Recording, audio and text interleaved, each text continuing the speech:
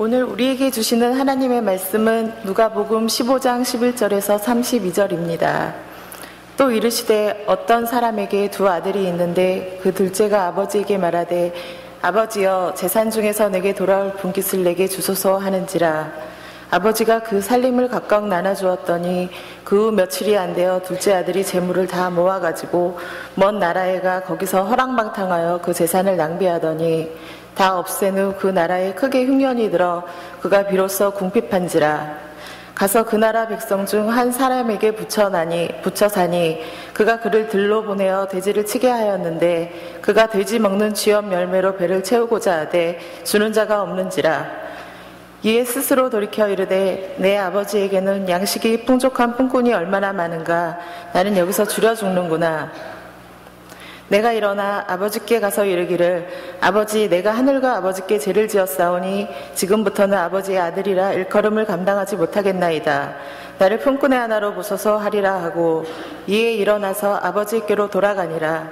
아직도 거리가 먼데 아버지가 그를 보고 측은히 여겨 달려가 목을 안고 입을 맞추니 아들이 이르되 아버지 내가 하늘과 아버지께 죄를 지었사오니 지금부터는 아버지의 아들이라 일컬음을 감당하지 못하겠나이다 하나 아버지는 종들에게 이르되 제일 좋은 옷을 내어다가 입히고 손에 가락지를 끼우고 발에 신을 신기라. 그리고 살찐 송아지를 끌어다가 잡으라. 우리가 먹고 즐기자. 이 내 아들은 죽었다가 다시 살아났으며 내가 잃었다가 다시 얻었노라 하니 그들이 즐거워하더라. 맏아들은 밭에 있다가 돌아와 집에 가까이 왔을 때에 풍악과 춤추는 소리를 듣고 한 종을 불러 이 무슨 일인가 물은데 대답하되 당신의 동생이 돌아왔음에 당신의 아버지가 건강한 그를 다시 맞아들이게 됨으로 인하여 살찐 송아지를 잡았나이다 하니 그가 노하여 들어가고자 하지 아니하거늘 아버지가 나와서 권한대 아버지께 대답하여 이르되 내가 여러 해 아버지를 섬겨 명을 어김이 없거늘 내게는 염소 새끼라도 주어 나와 내 벗으로 즐기게 하신 일이 없더니 아버지의 살림을 창녀들과 함께 삼켜버린 이 아들이 돌아오매 이를 위하여 살찐 송아지를 잡으셨나이다. 아버지가 이르되 예 너는 항상 나와 함께 있으니 내 것이 다 내 것이로되 이 내 동생은 죽었다가 살아났으며 내가 잃었다가 얻었기로 우리가 즐거워하고 기뻐하는 것이 마땅하다 하니라. 이 말씀은 살아계신 하나님의 말씀입니다. 아멘. 저희가 이 사순절 내려놓기 캠페인을 하고 있습니다. 이 내려놓는다 이것처럼 참 굉장히 귀중한 영성의 말씀은 없는 것 같습니다. 그런데 저희들이 기억할 것은 이 내려놓는 것은 저희가 내려놓으려고 결심해가지고 내려놔지는 게 아닙니다. 많이 해보셨잖아요. 그러지 말아야지. 사람 미워하지 말아야지. 내 마음에 이렇게 불편함 갖지 말아야지. 이렇게 하지 말아야지. 그러다가도 갑작스럽게 막 밀려오는 그 마음이 우리를 그런 거를 내려놓지 못하게 합니다. 마치 끈적끈적한 물체를 저희들이 손 안에 가지고 있는데 그걸 털어내려고 하지만 털어지지 않는 것처럼 우리의 이 죄성이라고 하는 건 내려놓으려고 하지만 내려놓자 놓아지지가 않습니다. 여기에 이제 문제가 있죠. 그러지 않아야 되는지를 알면서도 나를 그럴 수밖에 없게 만드는 그러한 환경들이 많이 있지 않습니까? 그러면 이것을 어떻게 내려놓을 수 있겠습니까? 이것은 오로지 내려놓는다 캠페인을 할 때에 꼭 기억할 게 우리 능력 가지고는 안 됩니다. 마치 지저분한 것이 있으면 물에다가 우리의 손을 씻는 것처럼 하나님의 은혜에 날마다 우리의 죄성을 씻어내야 합니다. 그렇지 않고서는 내려놓을 수가 없습니다. 결론은 그겁니다. 하나님의 은혜가 우리 가운데 있게 될 때에 우리들이 이러한 것들을 내려놓을 수 있습니다. 오늘은 내려놓기 세 번째 시간 우월감을 내려놓기에 대한 이야기입니다.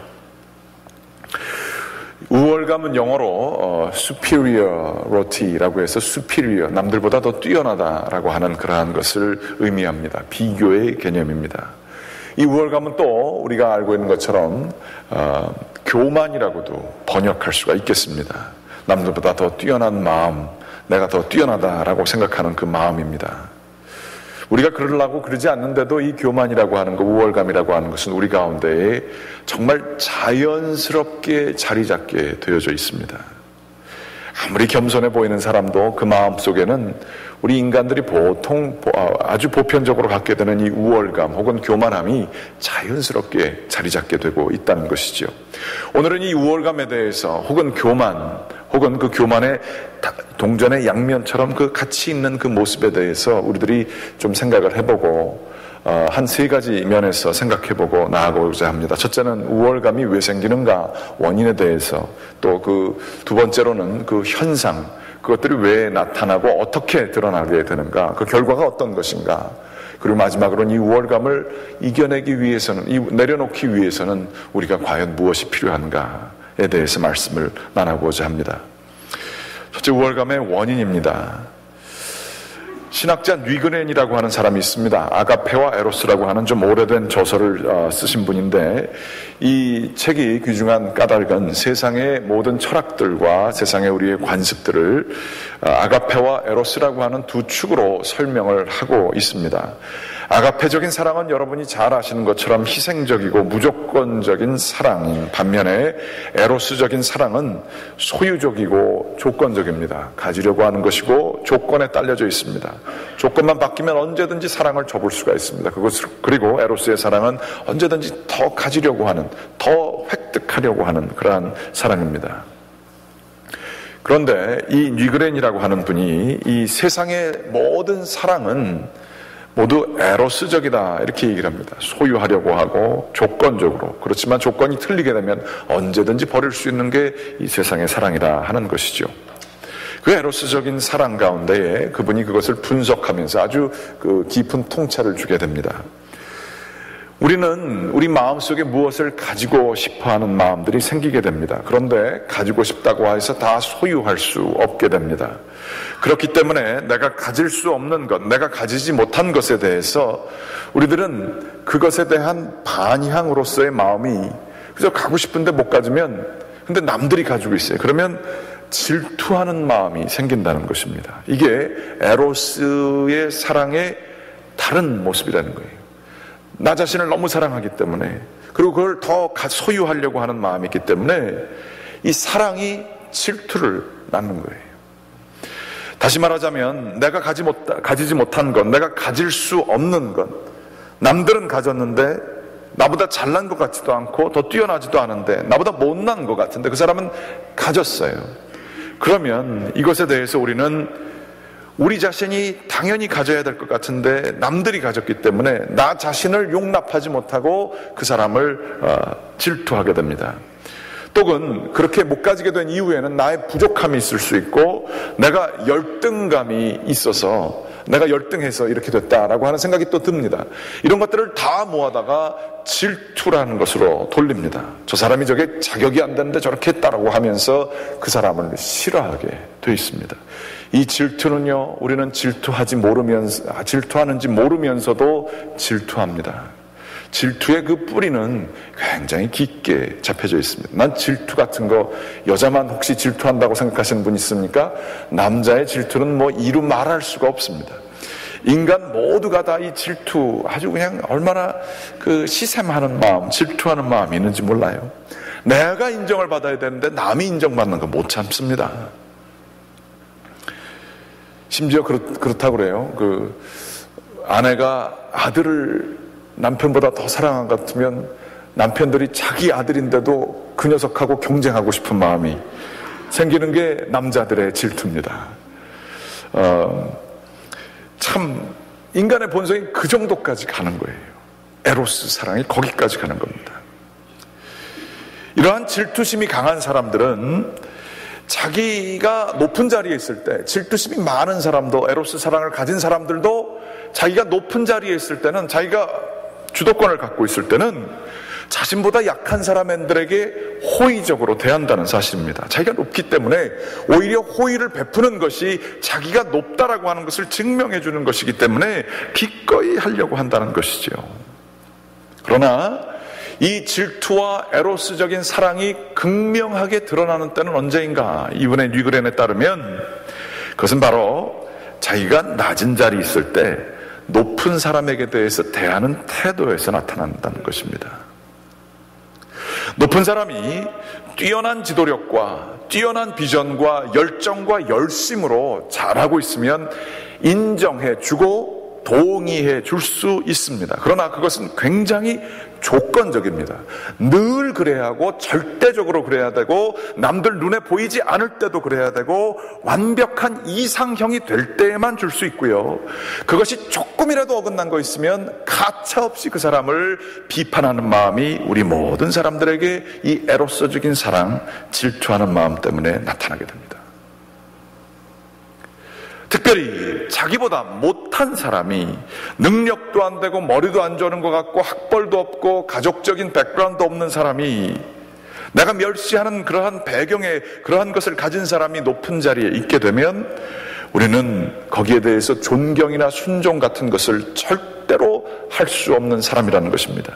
내가 가지지 못한 것을 그가 가졌기 때문에 질투뿐만 아니라 분노하고 멸시하고 비판하게 되는 것이 우리들이 나타내는 에로스적인 사랑 혹은 질투의 모습이라 하는 것입니다.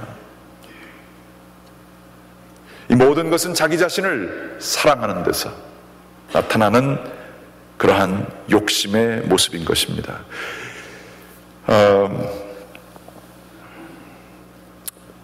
제가 이 말씀을 이렇게 준비하면서 생각을 해보니까 제가 참 그렇더라고요. 저도 보면 권위 있는 사람들에게 대한 상당한 이상적인 기대를 가지고 있습니다.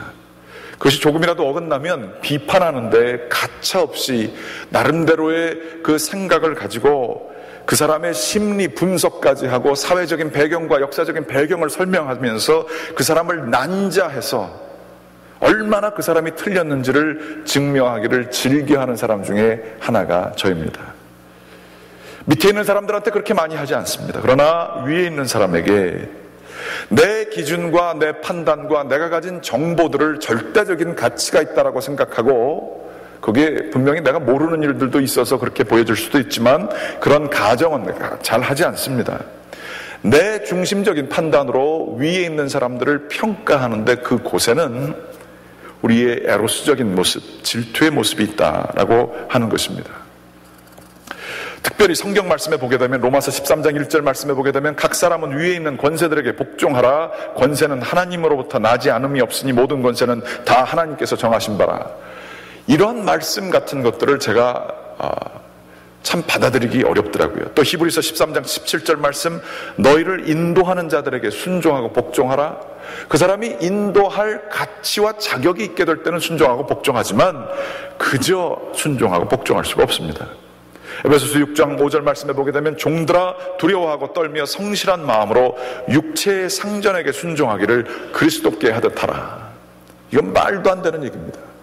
상전에게 순종하기조차 힘든데 이 말씀은 차라리 그 가난하고 어려운 종들에게 올무를 더 뒤집어 씌워서 그저 순종하라 그것까지만 하면 괜찮은데 신앙적인 면까지 결부하는 거예요.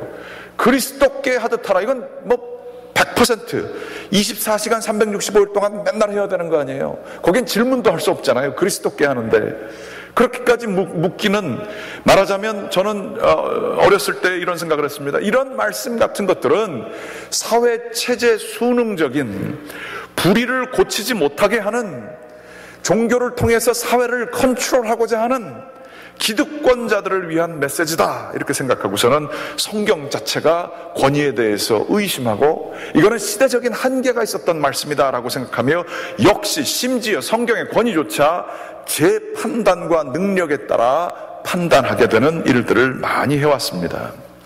그러한 일들이 정말 많이 일어나지 않습니까? 힘 있는 사람들, 기득권자들이 자기의 부패와 자기의 교만함과 룰을 언제든지 바꿀 수 있는 그러한 마음을 가지고 은폐하고 남들을 억압하기 위해 성경을 악용한 소지들이 얼마나 많이 있습니까? 성경 말씀에 이런 얘기도 있습니다. 여자들이여 교회에서 잠잠하라. 남자들은 이 성경을 그렇게 어렵게 받아들이지 않습니다. 거봐 이렇게 쓰여져 있는데 여자들이 이렇게 말이 많아서 그래. 이건 남자들의 기득권을 사용할 때는 그런 것들이 쉽게 들립니다. 힘 있는 사람들, 지도자의 위치에 있는 사람들 이런 말씀, 역시 성경이 성경이야 이렇게 얘기할지 모릅니다. 정말로 이 말씀을 악용하는 일들도 역사적으로 많이 있어 왔습니다. 저도 여기서 목회자로서 이 말씀을 전하기가 참 민망하고 쑥스럽습니다. 지도자의 위치에 있는 경우가 많이 있고, 인도하는 자 또는 결정을 내리는 자의 위치에 있기 때문에, 그런 일들이 많이 있기 때문에 이 말씀을 설교하기가 참 어렵습니다. 그런데 이 말씀을 제가 권위에 순종하지 못하는 사람의 메시지로 받아들이게 될 때 이거 참 어렵다는 것을 같이 나누고자 하는 것입니다. 그런데 제가 말씀을 받아들이면 받아들일수록, 제 자신을 바라보면 바라볼수록 이 에로스적인 사랑이 이러한 것들을 일으키는구나 하는 것을 발견하면 발견할수록 말씀의 다른 칼날을 보게 되었습니다. 이것이 남들을 억압하고 지도자들에게 그저 순종하라라고 하는 사람들을 바보로 만드는 그 말씀으로만 바라보는 것이 아니라 정반대의 말씀이 있으니, 그것은 바로 이 말씀은 우리의 원죄성에 대해서 들여지는 칼날인 것을 바라보게 됐습니다. 아담과 하와는 하나님께서 모든 것들을 다 허락하시고 선악과만을 먹지 말라고 하셨습니다. 그런데 자기가 가지고 싶은 것을 가지지 못하는 이 인간의 원죄적인 모습 속에 이 여인과 이 아담은 결국에는 선악과를 따먹습니다. 특별히 사탄이 하나님께서 이것을 다 먹지 말라고 했더냐라고 하는 부정성을 심게 되자 자기가 사탄과 하나님 사이에서 중재를 쓰며 자기의 판단으로, 자기의 기준으로 하나님을 판단하게 됐습니다. 그래서 첨부하기를 동산의 중앙에 있는 하나님께서 말씀하시지 않은 구절까지도 넣게 되고, 먹지도 말고 보암직도 하고 먹음직도 하더라라고 하면서 없는 말씀을 집어넣게 되는 것입니다.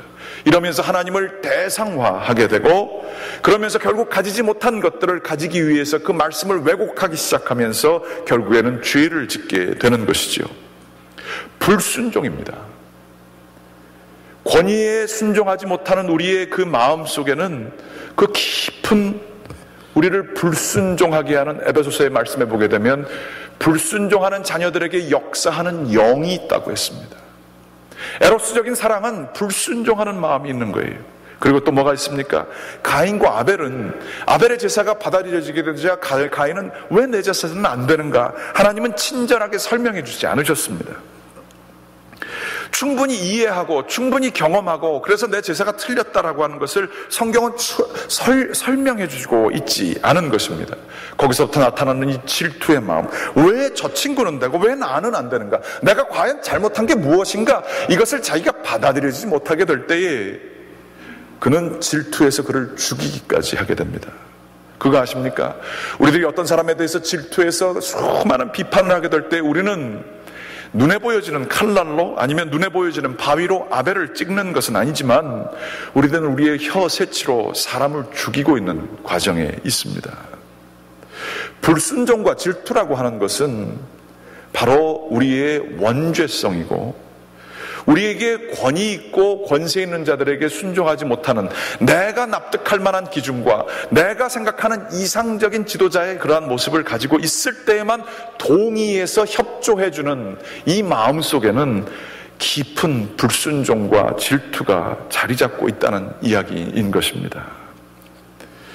이에 대해서 순종하라, 그리스도의 꾀듯하라 라고 하는 이 말씀은 더 근원적인 의미에 있어서 사회체제 수능적인 것이 아니라 더 근원적인 의미에 있어서 모든 것을 뒤집어 놓는 혁명적인 말씀이 거기 있다는 사실입니다. 에베소서 6장 12절 말씀에 보게 되면 우리의 씨름은 혈과 육을 상대하는 것이 아니요 통치자들과 권세자들과 이 어둠의 세상 주관자들과 하늘에 있는 악의 영들을 상대함이라. 보이지 않는 세력들과 보이지 않는 권세들에 대하여 순종함으로 그 세력들이 우리들을 조종하고 있는 것을 우리들이 순종으로서 무력화시키는 것, 혁명적인 순종의 메시지가 바로 성경에서 나타난 이 말씀 속에 들어가 있다는 사실을 알게 되었습니다. 우리가 생각하는 마음에 안 드는 것을 다 비판하고 칼질을 하면서 사람들을 난도질하게 되는 혈과 육에 대한 싸움은 주적을 잘못 구분했다라고 성경이 얘기해 주시는 것 같습니다. 우리의 주적은 우리의 원죄성 가운데 역사하는 혈과 육이 아닌 영에 대한 것들이고, 그것을 싸워 이기는 것은 하나님의 전신갑주를 매야 되는데, 이 하나님의 전신갑주 중에 가장 중요한 것 중에 하나가 순종이라는 것입니다. 이 세상은 그 어디에도 순종이란 말을 쓰지 않습니다. 아마 군대 정도에서는 쓰게 될지는 모르겠습니다. 조직사회에서는 쓸지 모르지만, 이러한 근원적인 의미에 있어서의 순종, 나의 원죄성을 바라보면서 이 원죄성을 극복하기 위한 순종에 대해서는 그 누구도 반겨하지 않고 쓰지 않는 이야기인 것입니다.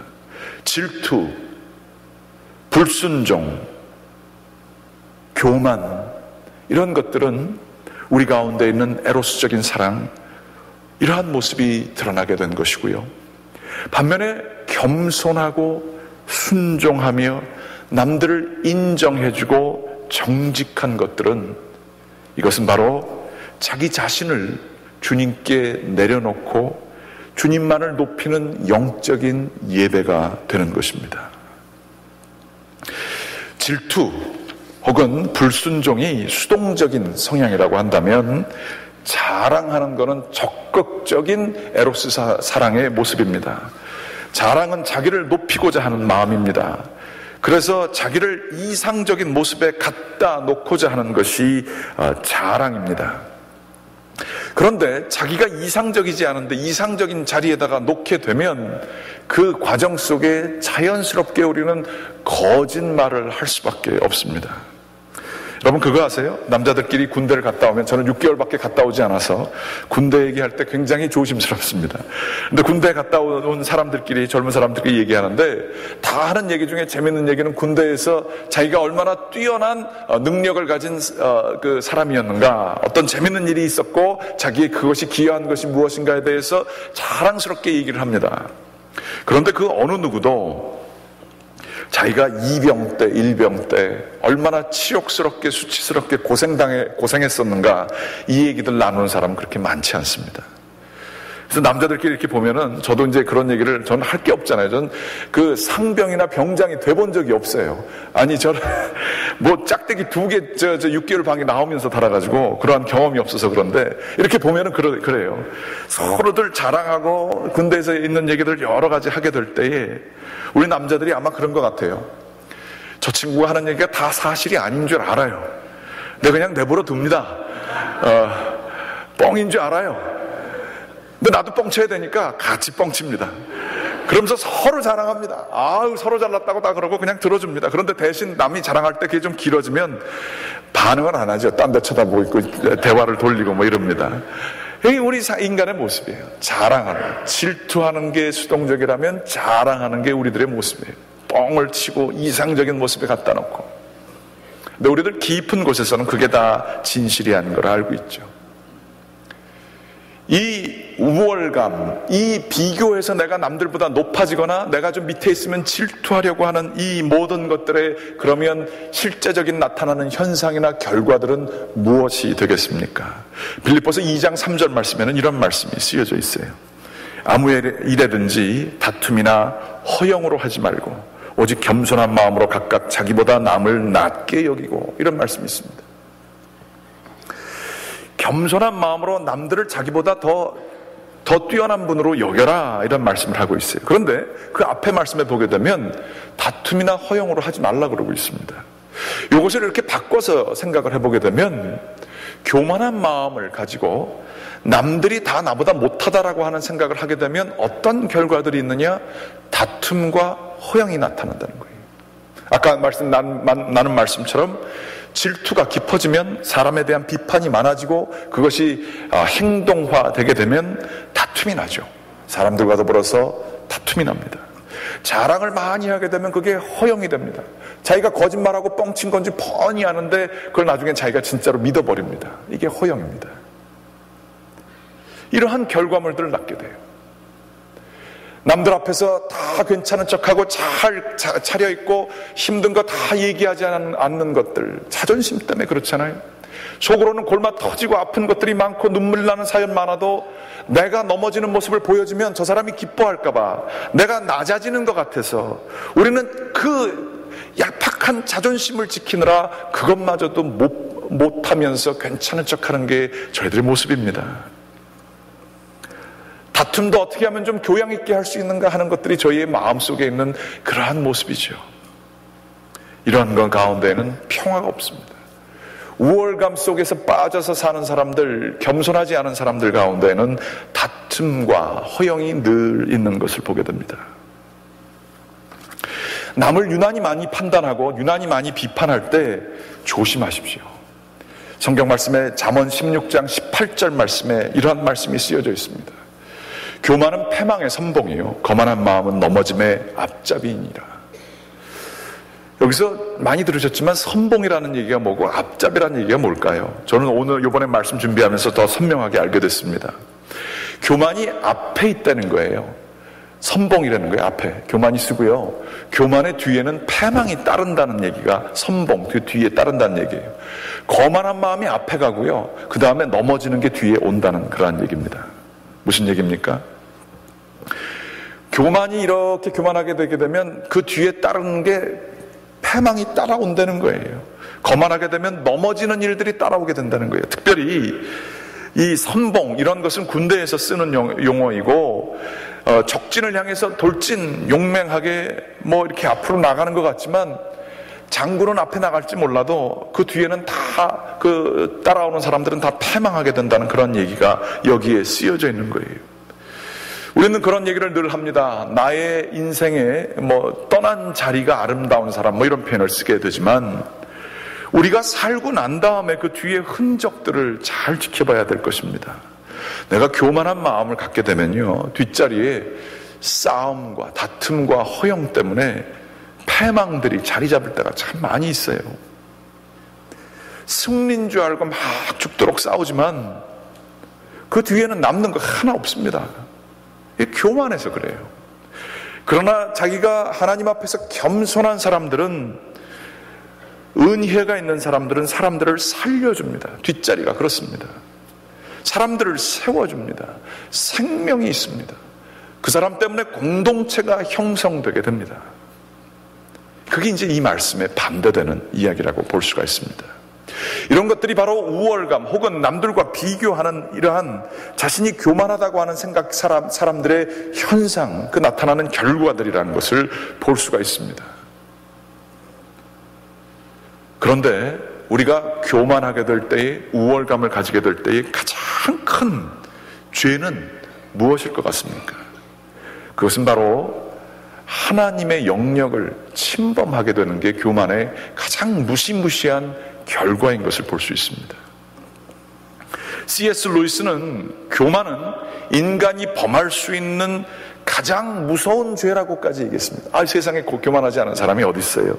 뭐 이래나 저래나 정도의 차이는 있을지 모르지만 다 이러한 죄를 짓는데, 왜 C.S. 루이스라고 하는 유명한 기독교 신학 그 학자는, 저술가는 왜 가장 무서운 죄라고 했을까요? 그것은 바로 인간이 자기가 모든 것을 핸들할 수 있다고 생각하는 그때에 하나님의 영역을 침범하고 violate하고 하나님께 죄를 짓고 있기 때문에 그렇다라고 하는 것입니다. 내가 교만한 게 뭐 하나님의 영역을 뭐 그렇게까지 하는 거냐라고 생각할지 모르지만, 로마서 12장 19절 말씀에 이런 얘기가 쓰여져 있습니다. 내 사랑하는 자들아, 너희가 친히 원수를 갚지 말고 하나님의 진노하심에 맡겨라. 기록되었을 때 원수 갚는 것이 내게 있으니 내가 갚으리라고 주께서 말씀하시니라. 자기가 교만하여서 사람들과 싸우고 자기의 권리를 주장하고 비판하게 될 때에 우리들은 하나님이 가지신 영역을 침범하는 것이고, 하나님이 하실 일들을 내가 하려고 하는, 내가 친히 재판관이 되고 법 집행자가 돼서 남들을 아프게 하게 될 때에 우리는 하나님이 하시는 영역을 침범하는 것이다, 로마서에서는 말씀하고 있습니다. 고린도전서 10장 12절 말씀에 그런즉 선줄로 생각하는 자는 넘어질까 조심하라. 누가 넘어뜨립니까? 그것은 바로 하나님이 넘어뜨리시는 겁니다. 교만한 자들은 하나님께서 참지를 못해 주세요. 하나님의 영역을 침범하기 때문에 그렇습니다. 교만하게 될 때에, 사람들을 끊임없이 비판하고 내가 이렇게 얘기하게 될 때에 우리는 이런 얘기를 하고 있는 거예요. 사람들에 대해서 막 이래저래 다 비판하게 될 때에 나는 죄인입니다. 나는 죄인입니다. 이거를 계속 얘기하고 있는 거예요, 우리는. 저 사람 그래서 한번 벌 받아야 돼. 내가 한번 혼쭐 낼 거야. 나는 하나님의 영역을 침범하는 자입니다. 나는 죄인입니다. 기분에 안 들어서 우리들이 눈을 돌리고 그 사람에 대해서 욕을 하게 될 때에 나는 하나님의 영역을 도둑질하는 도둑하는 사람입니다. 그걸 고백하고 있는 거예요. 나는 하나님보다 내 감정이 더 중요합니다. 그렇게 고백하는 거예요. 이게 바로 성경에서 얘기하는 그 비유인 것을 볼 수가 있습니다. 그런데 우리 주님은 얘기하십니다. 마태복음 11장 29절에 나는 마음이 온유하고 겸손하니. 우리 주님은 온유하고 겸손하시다고 그래요. 교만하게 되면 마귀를 점점 닮아가는 것이고요, 겸손하게 되면 우리 예수님을 점점 더 닮아가게 되는 것이라 얘기를 합니다. 성경이 굉장히 무섭지요. 그런데 이 교만한 거 안 그러려고 그러지만 그게 쉽습니까? 손에서 그게 떨어집니까? 자연스럽게 되는 걸요. 사람에 대해서 틀린 것들 자연스럽게 보여지는 것이고 그거 고쳐야 발전이 있지 않습니까?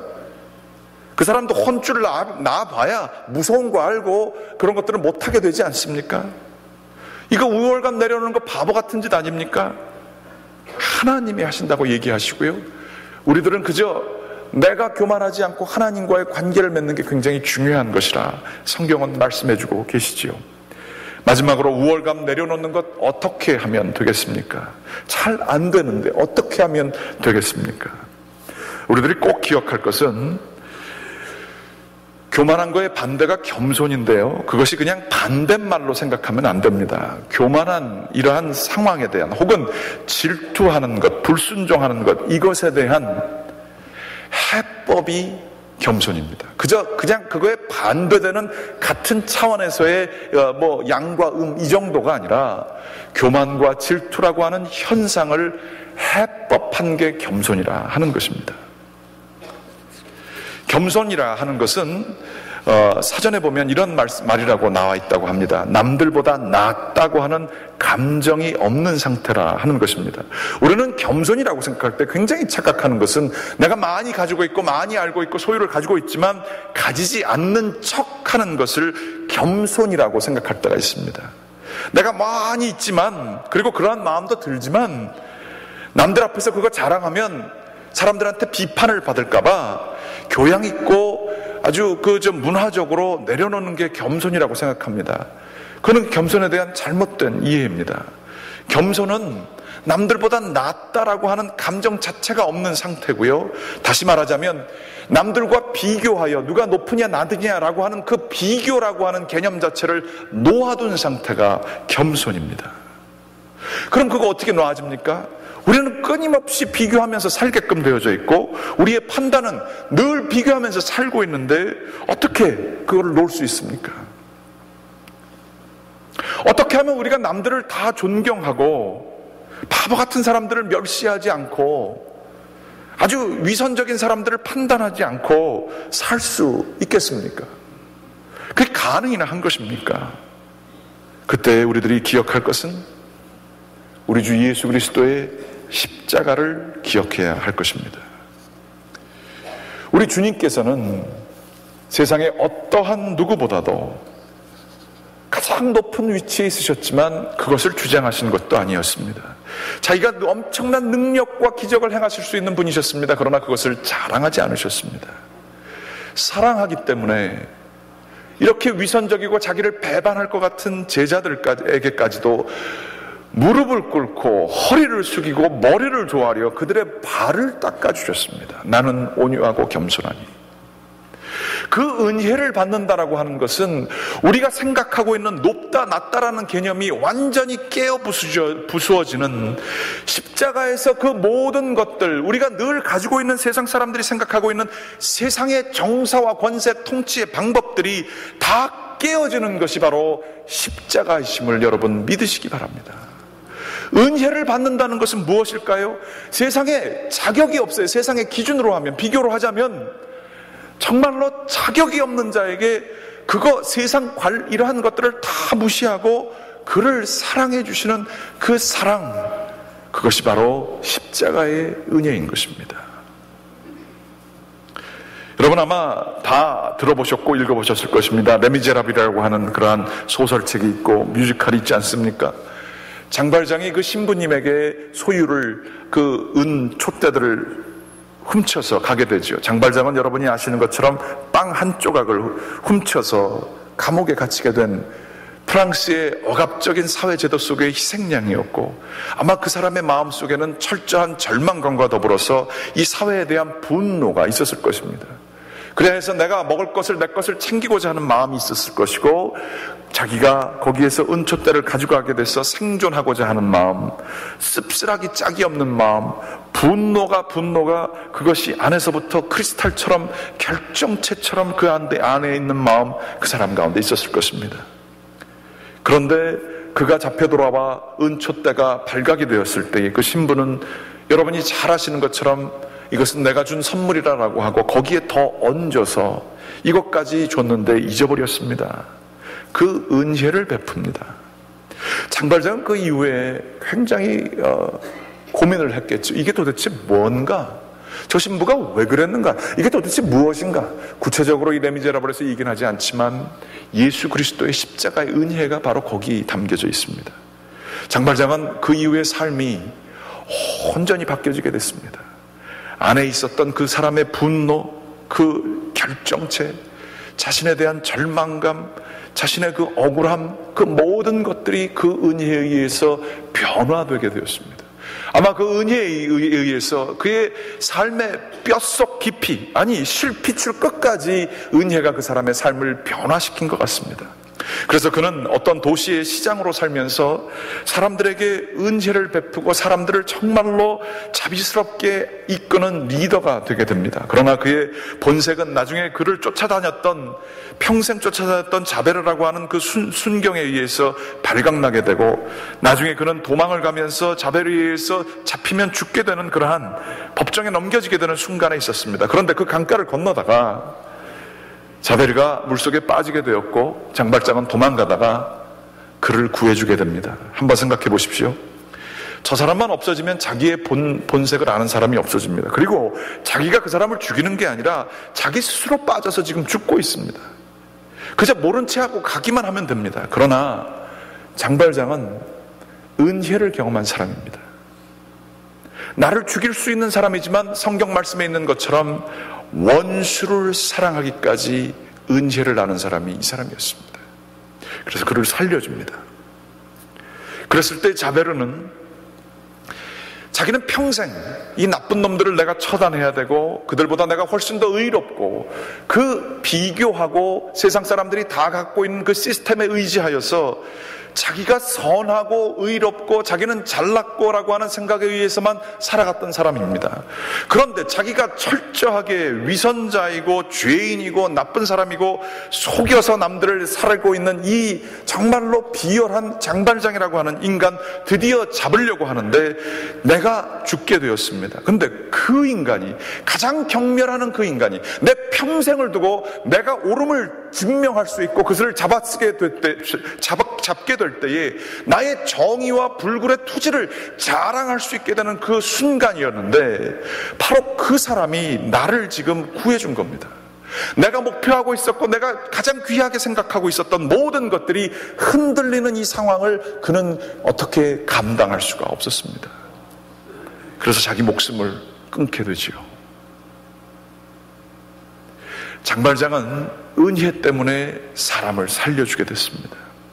한 사람은 자기가 믿고 있는 이 세상의 이 법이 없어지게 되자, 그것이 도전받게 되자 감당을 못하고 죽어버리게 됩니다.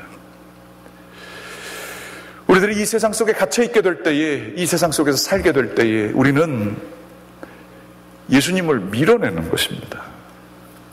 그러나 이 세상 속에서 힘들고 어렵고 살고 있을 때에, 혹은 이 세상 속에서 좀 잘났다고 교만하고 있을 때에 은혜를 경험하게 되면서 우리는 그 시스템에서 밖으로 나오게 되는 것, 구원이 죽은 다음에 천당 가는 것만이 구원이 아닙니다.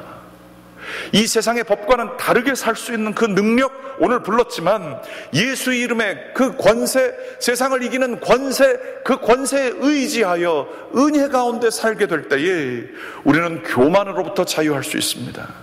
또한 우리는 남들을 질투하고 비판으로 하는 것으로부터도 자유할 수 있습니다. 그게 능력입니다. 초대교회 사람들은 자기를 죽이려고 하는 사람들의 그 우는 사자가 자기네들을 잡아먹으려고 하게 될 때에 두려워하지 않고 자기를 억울하게 핍박하는 자들에게 성내거나 분노하지 아니하고 담담하게 담대하게 죽음을 맞이할 수 있었습니다. 참된 겸손의 모습입니다. 은혜를 아는 자들의 모습입니다. 하나님의 은혜가 있었기 때문에, 또한 하나님의 은혜가 계속해서 있기 때문에 그를 믿고 자신을 맡겨둘 수 있는 그 사람들, 이 사람들이 사회 체제 수능적으로 보이십니까? 이 사람들은 가장 혁명적인 사람들이고, 이 사람들은 이 세상에 정말로 눌려져 있는 사람들, 이 세상의 시스템에 의해서 좌절된 모든 사람들, 억울한 사람들에게 참된 소망을 보여줬던 사람들이 바로 기독교인들이었던 것입니다. 우리는 바로 거기에로 부름받은 자들입니다. 우리들 우월감을 내려놓고 우리를 사랑하여 주시고 지금도 우리의 발을 씻겨주시고 우리의 죄를 씻겨주시는 우리 예수 그리스도의 그 십자가의 은혜를 받게 될 때에 우리의 죄성은 손에서 씻겨나가게 될 것을 믿습니다. 예수님의 십자가의 은혜를 묵상하지 않아서 우리들은 교만해집니다. 혹은 우월감을 갖게 되어 있습니다. 내가 정말로 하나님의 빛에 의하면 자격이 없는 자인데 나를 사랑해 주신 그 은혜를 깊이 아는 사람이라면 우리는 어느 누구도 섬길 수 있고 사랑할 수 있습니다. 그것은 강한 사람만이, 은혜를 아는 사람만이, 새롭게 태어난 사람만이 할 수 있는 것입니다. 그 능력을 우리가 다 가지게 되기를 주 예수 그리스도의 이름으로 간절히 축원합니다. 기도하시겠습니다. 하나님, 우리 주 예수 그리스도의 십자가가 저희를 구원하게 하는 능력임을 믿습니다. 복음이 능력임을 믿습니다. 예수 그리스도의 권세가 세상의 전쟁과 갈등과 모든 아픔과 슬픔의 해답임을 믿습니다. 아버지 하나님, 그 예수 그리스도의 이름을 저희들이 전적으로 신뢰하게 도와주시옵소서. 예수 그리스도의 이름으로 기도드렸습니다. 아멘.